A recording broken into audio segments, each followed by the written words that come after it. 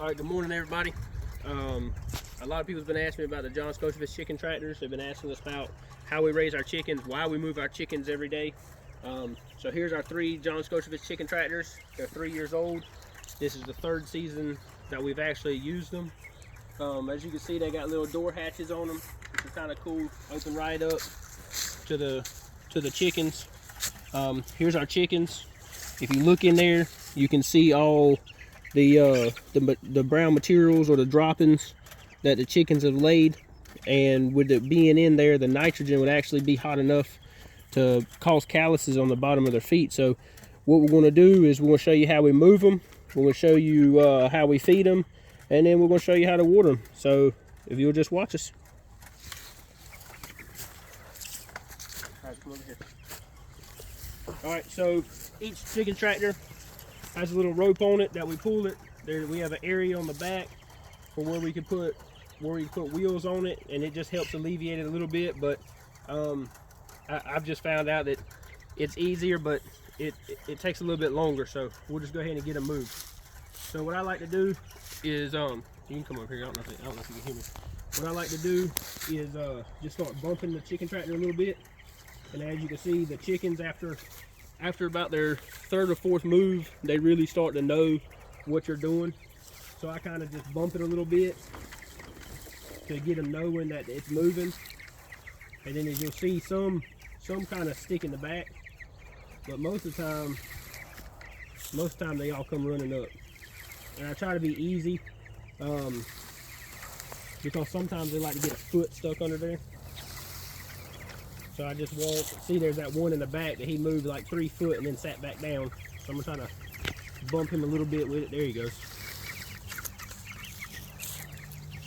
All right, and they're all moving good now. And then all I'm gonna do is keep pulling it.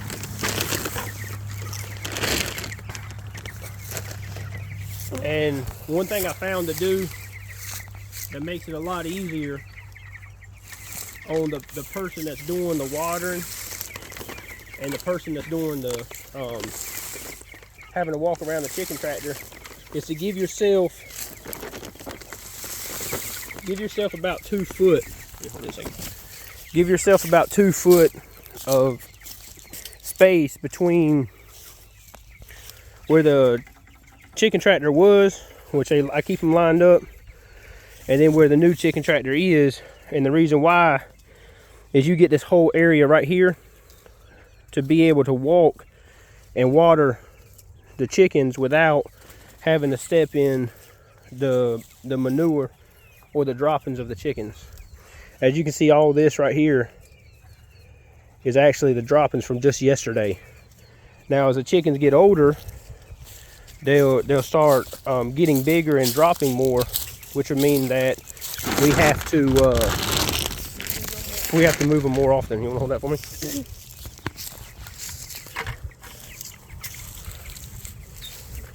So I've seen a lot of people have a hard time on YouTube and different video or different social medias and different things like that of how to feed these chickens, and a lot of them tend to go inside the chicken tractor and then try to pour the feed into the feeder, which is a 4-inch plastic piece of pipe.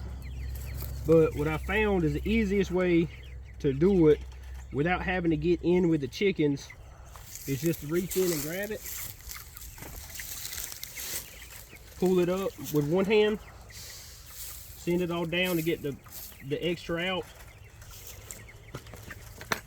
hold the pipe with one hand, hold the bucket with your fingers down or palm down, and just raise it, and then just use your right hand or your opposing hand as like a shaker, and then you can shake it straight down, fill it up,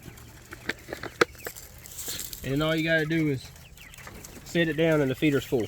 If you notice, the feeder's free swinging, and that keeps the chickens from jumping on it as much. And when it starts moving, they'll realize it's not stationary. They can't jump on it, because if you leave it on the ground, the chickens will jump in it and they'll just sit in the middle of the feeder and just eat food all day.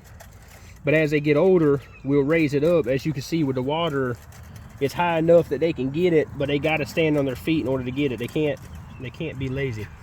And then in order to let me lock this door right quick. In order to, thank you. In order to water them, all I do, instead of going inside like I see a lot of people do, and then just dumping the water in there from the inside, I try to do everything from the outside to not mess with the chickens too bad. And all I do is just stand here in the back and drop the water right through the chicken wire, and it's fine. So all we'll do is, I haven't filled the bucket up yet, but we're gonna do that after I move all the tractors. But when you fill it up, all I do is just take it, and it's got a little leeway in it when you make it. So all I do is just take it and dump the water in just like that, and 99% of the water will fill up. A little bit may spill out depending on how much experience you got with it, but everything else is good. So if you have any questions about the chickens, or how we do it, or the John Scotchford chicken tractors, or anything that we figured out to make y'all's lives easier when moving these chickens, and y'all could just please let us know.